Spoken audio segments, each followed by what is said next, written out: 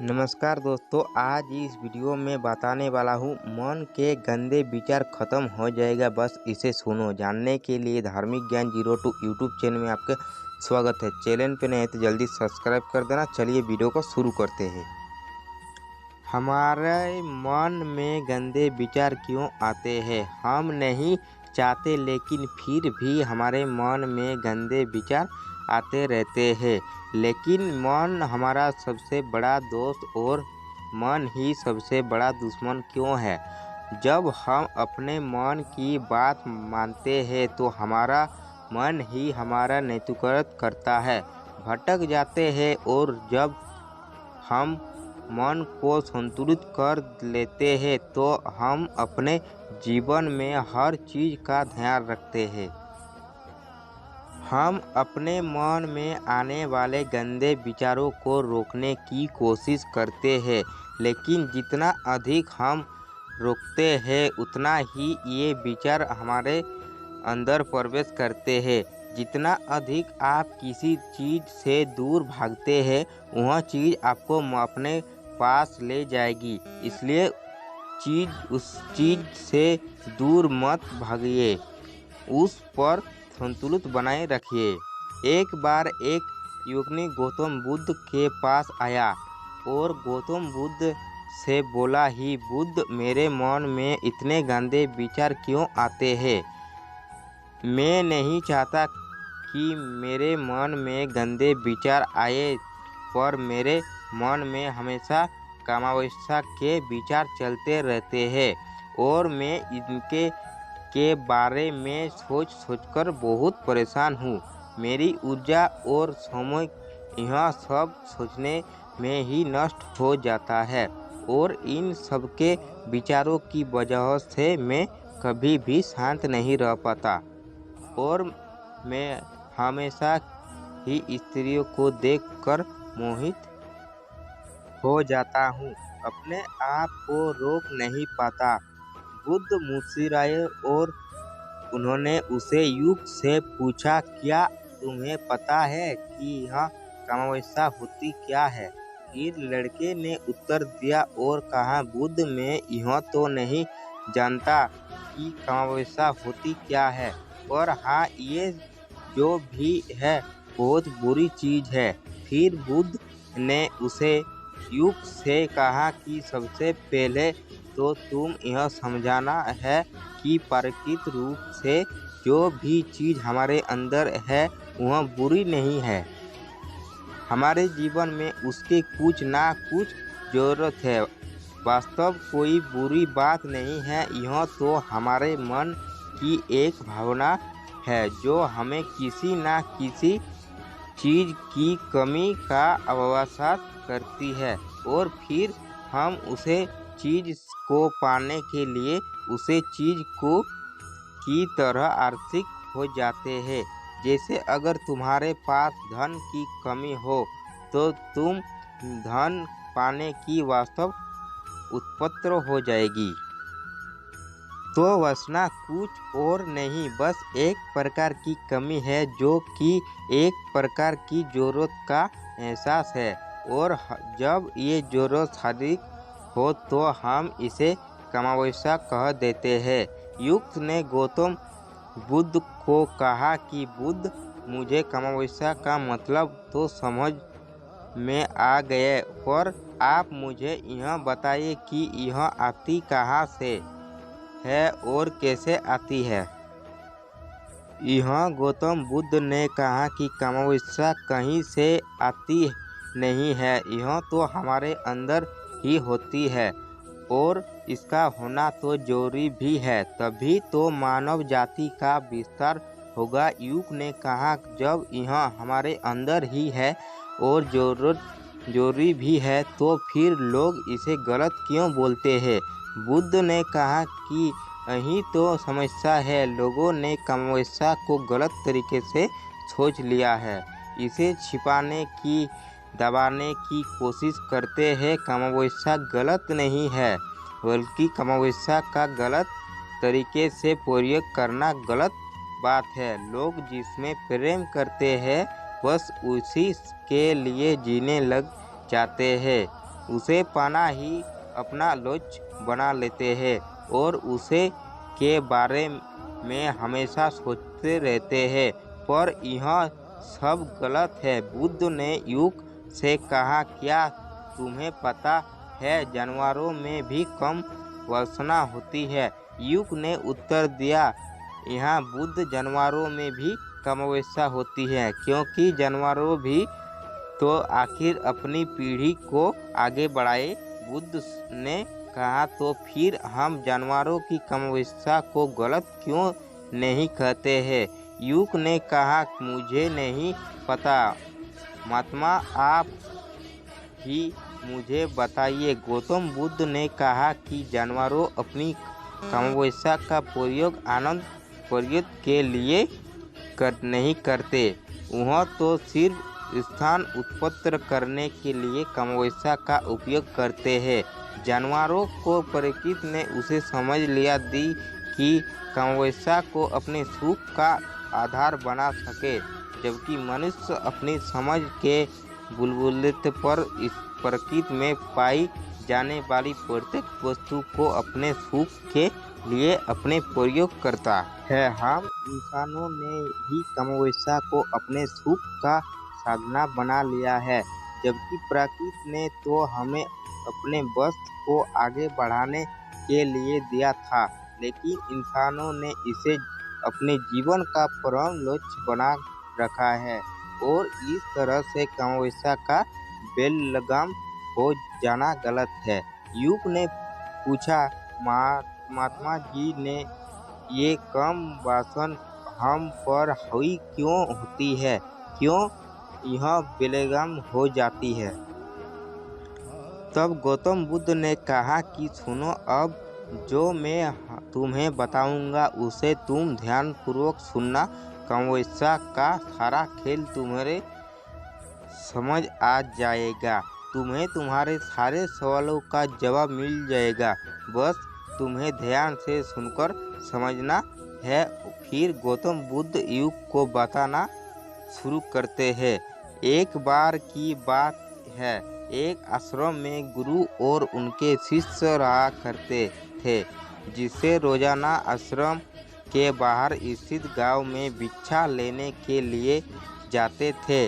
उसे आश्रम का एक शिष्य जिस गांव में भिक्षा लेने जाता था, उसे रास्ते में एक नदी बदती थी, जिससे रोज उसी रास्ते में भिक्षा लेने जाता था।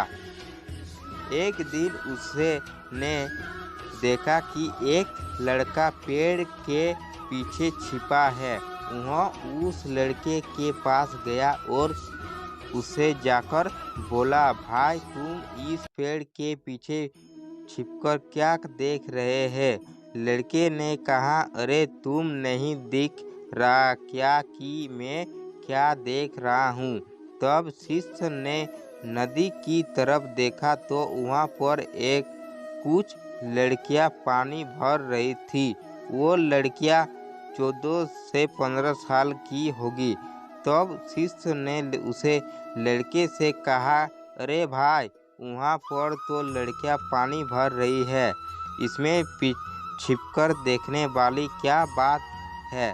तब वो लड़का शिष्य की तरफ देखकर उससे कहता है, अरे पागल, तुम्हें दिखाई नहीं दे रहा है यह पूरी कैसे नदी से पानी ले आ रही है? जरा उनकी आदतों को तो देखो, उनके कोमल शरीर को देखो, उनकी पतली कमर मटके को उठाते समय बल खाती है और उनके बाल उनकी कमर पर कैसे लहरे रहते हैं, मानो सुंदरता बिखरी पड़ी हो। उसने फिर से नदी के किनारे देखा और इस बार वही नदी के किनारे देखता रहता। अब कुछ भी दिखाई नहीं दे रहा था और वह बिल्कुल निडर था। उसे किसी भी चीज़ का कोई डर नहीं था, लेकिन अब तो वह छिपने लगा और उन लड़कियों को देखने लगा जैसे उसने कोई अपराध कर दिया। हो। और जब वो छिपकर उन लड़कियों को देख रहा था तभी वो अचानक अंदर से कांप गया और उसने कहा कि मैं क्या कर रहा हूँ, मैं जो कर रहा हूँ वो सही नहीं है, मुझे यहाँ से चले जाना चाहिए। और फिर वह जल्दी से वहाँ से चला गया और आश्रम पहुँच जाता है। आश्रम जाकर वो अपने कार्यों में लग गए, लेकिन जो अभी वहाँ देखकर आया था वही उसकी आंखों के सामने बार बार आ रहा था। उसके मन में वही दुष्ट चल रहा था। उसका दिमाग सब कुछ देखने के लिए संघर्ष कर रहा था। उसका किसी भी काम में मन नहीं लग रहा था। सुबह होते ही वह रोज जल्दी ही भिक्षा के लिए आश्रम से निकल जाता और उस नदी के पास वाले पेड़ के पास जाता जहाँ पर वह लड़का पहले से मौजूद रहता था। उसके साथ मिलकर लड़कियों को छुप छुप कर देखता रहता। अब वह ऐसा रोज करने लगे गए, उसके रोज का काम हो गया। अब उस शिष्य का मन किसी भी काम में नहीं लगता था। वह हमेशा ही किसी न किसी प्रकार के विचार में उलझा रहता। वो आश्रम के कार्यों को भी ठीक ढंग से नहीं कर रहा था। वो नहीं ठीक से सो पाता, ना वो ठीक से खाना खा पाता था। उसका मन बेचैन सा रहता था। उसका मन बार बार उन लड़कियों की खूबसूरत देखने को मचलता था। जब गुरु भिक्षा दे रहे थे तब भी उनका मन कहीं अन्य विचारों में खोया हुआ था। गुरु ने अपने शिष्य की इन हरकतों को भांप लिया था। फिर एक दिन गुरु ने शिष्य को अपने पास बुलाया और कहा कि आज से मैं भी तुम्हारे साथ भिक्षा मांगने चलूँगा। आप और मैं एक साथ भिक्षा मांगने जाएंगे। तभी शिष्य गुरु को मना करते हुए बोला, नहीं गुरुदेव, आप परेशान क्यों हो रहे हो? मैं अकेला ही ठीक से भिक्षा मांग सकता हूँ। गुरु ने शिष्य से कहा कि ठीक से तुम अकेले ही भिक्षा मांगने जाओगे। उससे वह तुरंत भिक्षा मांगने निकल पड़ा। तभी लोग उसे देखने के लिए उसके पीछे पीछे चलने लगे। थोड़ी दूर जाने पर गुरु ने देखा कि उनका शिष्य का एक अपराधी की तरह एक लड़के के साथ पेड़ के पीछे छिपा हुआ है और छिपकर कुछ देख रहे हैं। गुरु भी अपने शिष्य के पीछे जाकर खड़े हो गए। उसका शिष्य क्या देख रहा है उसे देखने के लिए वह एक अपराधी की तरह पेड़ के पीछे छिपा हुआ है। गुरु ने देखा कि उसका शिष्य पेड़ के पीछे छिपकर नदी से पानी ले रही है, लड़कियों को देख रहा है। तब गुरु ने शिष्य से कहा, क्या देख रहे हैं? अपने मालिक की आवाज़ सुनकर वह डर गया और उसके पसीने छूटने लगे। वह ऐसे कांपने लगा जैसे उसने किसी चोर को चोरी करते समय पकड़ लिया हो। उसी से की हालत खराब हो गई। वह कुछ भी नहीं बोल रहा था। दूसरा का जो शिष्य के साथ था वहाँ से भाग गए। उसके मुंह से कुछ टूटे फूटे शब्द ही बाहर निकल रहे थे। वो अपने गुरु से नज़र भी नहीं मिला कर रहा था। गुरु ने शिष्य की तरफ देखा और कहा कि मेरा शिष्य तो निर्भय था, उसे तो किसी भी चीज़ का डर नहीं था, लेकिन ये क्या तुम तो भी ये मारे के काँप रहे हो? शिष्य ने गुरु से कहा कि मुझे माफ़ कर दो गुरुदेव, मेरा इसमें कोई दोष नहीं है। उस लड़के ने मुझे बहकर दिया था, लेकिन आपसे मैं वादा करता हूँ कि आज के बाद मैं ऐसा कभी दोबारा नहीं करूँगा, मुझे माफ़ कर दो गुरुदेव। गुरु ने शिष्य से कहा कि कोई बात नहीं, पर इस बात का तुम ध्यान रखना कि हम जैसी संगीत करते हैं वैसे ही फल हमें प्राप्त होता है।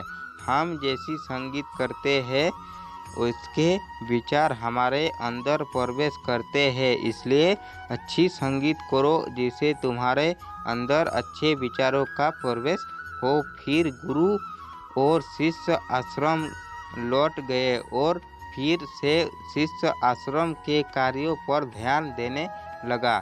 उसने उस रास्ते को छोड़ दिया और दूसरे रास्ते से जाने लगा। वो अपने काम को ध्यान से करता, लेकिन धीरे धीरे उसके अंदर क्रोध उत्पन्न हो गया और फिर वो दूसरे शिष्य पर क्रोध करने लगा और बेचैन रहने लगे और गया। अब वो सही समय पर भोजन भी नहीं करता था, वो भोजन भी बहुत कम खाता था। एक रात गुरु शिष्य के पास आए और उसे बोले कि अब तक तुमने कितनी बार अपना वादा तोड़ दिया। यह सुनकर शिष्य अपने गुरु के चरणों में गिर गया और रोने लगा। रोते रोते ही उसने गुरु से कहा कि गुरुदेव, मैं कई बार अपना वादा तोड़ चुका हूँ, फिर मैं वादा करता हूँ, लेकिन हर बार जब मैं वादा तोड़ देता हूँ तो मेरा मन मेरे वश में नहीं रहता। मैं बहुत कोशिश करता हूँ कि अपने मन से सारे बुरे विचार निकाल दूँ, लेकिन चाहकर भी मैं ऐसा नहीं कर पाता। फिर गुरु ने शिष्य को कहा कि चलो मेरे साथ। गुरु शिष्य को आश्रम के बगीचे में लेकर गए और शिष्य से कहा कि देखो, यहाँ पर कुछ नाली बनी हुई है जिससे नदी का पानी इन पौधों तक आ रहा है और यह पानी निरंतर गति से आगे बढ़ रहा है। क्या तुम इस पानी के बहाव को रोक सकते हो? शिष्य ने कहा कि हाँ गुरुदेव, मैं इस बहाव को रोक सकता हूँ। फिर उस शिष्य ने मिट्टी उठाकर उस नाली में रख दी तो पानी थोड़ी देर के लिए रुक गया और फिर थोड़ी देर बाद उस मिट्टी के ऊपर से ही पानी बहने लगा। गुरु ने शिष्य से कहा, अरे ये क्या, ये तो पानी रुका ही नहीं। फिर में शिष्य ने कुछ कंकड़ पत्थर उठाकर उसे नाली में रखे दिए और फिर थोड़ी देर के लिए पानी रुक गया, लेकिन फिर थोड़ी देर बाद ही उन कंकड़ पत्थर के ऊपर से पानी निकल आया। फिर गुरु ने कहा कि शिष्य, यहाँ क्या हुआ? पानी तो फिर से बहने लगे गए। तुम तो बोल रहे थे कि तुम इसे रोक दोगे। क्या हम किसी काम को रोकना चाहते तो क्या हम उसे रोक नहीं सकते? तब शिष्य ने कहा, कोई बात नहीं गुरुदेव, मैं उस पानी को तो आपको रोक के दिखाऊंगा। शिष्य फिर से एक बड़ा सा पत्थर लेकर आया और उसे नाली पर रख दिया और पानी रुक गया। तब गुरु से कहा कि देखा गुरुदेव, मैंने कहा था ना कि पानी को मैं रोक दूंगा। मैंने पानी को रोक दिखाया, आपकी बात मैंने पूरी कर दी। गुरु मुस्कुराए और बोले, अच्छा जरा ध्यान से देखो, पानी रुक गया क्या? वो तो पीछे की नाली तोड़कर बाहर निकल गया और अगल बगल से बह रहा है। और ध्यान से देखो, इस पत्थर की आगे पीछे आगे भी आ गया और ये पानी अपना रास्ता बदलकर फिर से आगे की तरह जाएगा। और फिर थोड़ी देर बाद ऐसा ही हुआ। फिर गुरु ने शिष्य को समझाया कि तुम्हारे साथ भी तो ऐसा ही चल रहा है। तुम बार बार प्रयास कर रहे हो बड़े से बड़ा प्रयास कर रहे हो, पर हर बार तुम्हारा प्रयास टूट रहा है और यह हमेशा टूटता ही रहेगा। तुम कितना भी बड़ा पत्थर रख लो, लेकिन पानी तो अपना रास्ता बना ही लेगा। यह सब देखकर शिष्य ने गुरु से कहा कि ही गुरुदेव, क्या कोई तरीका नहीं है जिसमें मैं गंदे विचारों से बाहर निकल सकूं और यह मेरे मन में आए ही ना। गुरु शिष्य को एक नदी के पास ले गए, जहाँ से उसे बगीचे में पानी जाएगा ही नहीं। फिर शिष्य नदी से जाने वाले रास्तों को बहुत मेहनत करके पत्थर और मिट्टी डालकर बंद कर दिया और गुरु से कहा कि गुरुदेव, मैंने पानी को बंद कर दिया है, अब यह पानी बगीचे में जाएगा ही नहीं। तब गुरु ने कहा शिष्य से, अगर पानी बगीचे में नहीं जाएगा तो पेड़ पौधे को पानी कहाँ से मिलेगा? उन पेड़ पौधे को तो पानी की आवश्यकता है और उन पेड़ पौधे में कुछ पेड़ पौधे तो ऐसे हैं जिनको रोज पानी की आवश्यकता है, वह तो मुरझाकर मर ही जाएगा, उनका क्या होगा? पानी तो हमें खिलाना ही होगा। शिष्य ने गुरु की बात सुनकर वापस नदी से जाने वाले पानी का रास्ता खोल दिया। तब गुरु ने शिष्य से पूछा, शिष्य, अगर हम इस नदी के पूरे पानी को बगीचे की तरफ मोड़ दे तो क्या होगा? तब शिष्य ने जवाब दिया कि गुरुदेव, वहाँ पर जितने भी पेड़ पौधे हैं वह गलत कर नष्ट हो जाएगा, वहाँ पर कुछ नहीं बचेगा। फिर गुरु मुस्कुराए और बोले, तुम इस बात को समझो कि हमें किसी भी चीज़ को रोकना नहीं है, बस हमें हमेशा संतुलन बनाए रखना है। कम पानी से भी पौधे नष्ट होते हैं और ज़्यादा पानी से भी पौधे नष्ट होते हैं।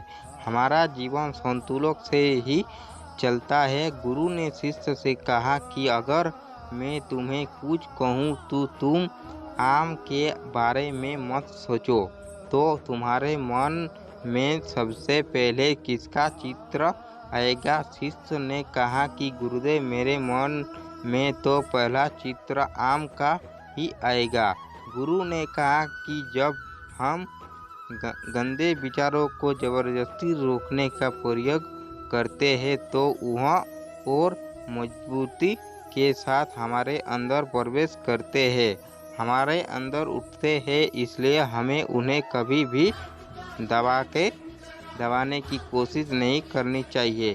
तब गुरु शिष्य के पास गए और बोले कि बुरे लोगों की संगत के कारण भी हमारे अंदर गंदे विचार आते हैं। कभी कभी ऐसा होता है कि हमारे अंदर कामुकता नहीं होती है, लेकिन कुछ अश्लील लोगों के साथ रहने के कारण वह हम पर हावी हो जाती है। तब शिष्य ने कहा कि गुरुदेव, आप सही कह रहे हैं, मैं अपने लक्ष्य से भटक गया था। तब वह शिष्य रात को बहुत शांति से सोया। सुबह पूरे मन से अपना काम किया और फिर सुबह हुई भिक्षा लेने चला गया, जहाँ और वह लड़का आज भी पेड़ के पीछे छिपकर उन लड़कियों को देख रहा था। वह शिष्य नदी पर गया, जहाँ वह लड़कियाँ पानी भर रही थी। उसने उन लड़कियों से पानी मांगा। उन लड़कियों में से एक लड़की ने उसे पानी पिलाया और उसे सन्यासी शिष्य के चरण छुए। शिष्य ने उसे आशीर्वाद दिया कि तुम्हारा कल्याण हो। शिष्य का मन सकारात्मक ऊर्जा से भर गया। उसके चेहरे पर मुस्कान आ गई थी, जैसे उसे कोई खोई हुई चीज़ वापस मिल गई हो। वह अपने रास्ते पर वापस जाने लगा, तभी पीछे से वह लड़का आया जो पेड़ के पीछे छिपा था वह शिष्य के पास आया और बोला कि क्या बात है, आज तुमने करीब से देखा है और वह तो मुझसे आगे निकल गए। तब शिष्य ने कहा कि हम हमेशा दूसरे के दर्शन करने में ही व्यस्त रहते हैं, अपने दर्शन कर ही नहीं पाते। तुम कब तक उस पेड़ के पीछे छिपाते रहेंगे? किसी को पसंद कर लो, उसके बोल दो, अगर वो भी तुम्हें पसंद करती है तो शादी कर लो और उससे पहले तुम कुछ बन जाओ, अपने आप को पहचान लो, ऐसे अपना समय बर्बाद मत करो। फिर वह लड़का रोज उसने मिलने लगा और उसने लड़के ने नदी पर जाना छोड़ दिया और फिर वह लड़का अपने जीवन में कुछ बनने के लिए संघर्ष करने लगा। तो तुमने देखा संगीत का असर क्या होता है, अपनी संगीत बदलने, अपने विचार बदलने। बुद्ध ने युग से पूछा कि क्या तुमने तुम्हारे सारे सवालों का जवाब मिल गया? तब युग ने कहा कि हाँ महात्मा जी, अपना बहुत बहुत धन्यवाद। तब गौतम बुद्ध ने युग से कहा कि जब तुम्हारे मन में गंदे विचार आए तब आप अपने आप को दोषी मत मानो। यह शरीर के और यह सब हजारों वर्षों से सिखाया गया है। एक केवल तुम्हारे सोच लेने से, अपराध लेने से ये टूटने वाला है नहीं, लेकिन तुम्हारे पास वो शक्ति है, वो ऊर्जा है जिसका तुम्हें संतुलित उपयोग करना है। तुम एक जीवित ऊर्जा हो जो कुछ भी अनुभव करने के लिए संतोष है, जो निर्माण करने के लिए संतोष है। इसलिए तुम अपने आप को पहचानो। यह बोलकर गौतम बुद्ध मौन हो गए और वह युग कहाँ से चला गया। तो दोस्तों आज का वीडियो बस इतना ही। वीडियो पसंद आया तो लाइक करके चैनल को जरूर सब्सक्राइब कर देना ताकि इसी तरह का नए वीडियो मिलते रहेगा। तो चलिए दोस्तों मिलते हैं अगले वीडियो की तरफ, तब तक अपना ध्यान रखना।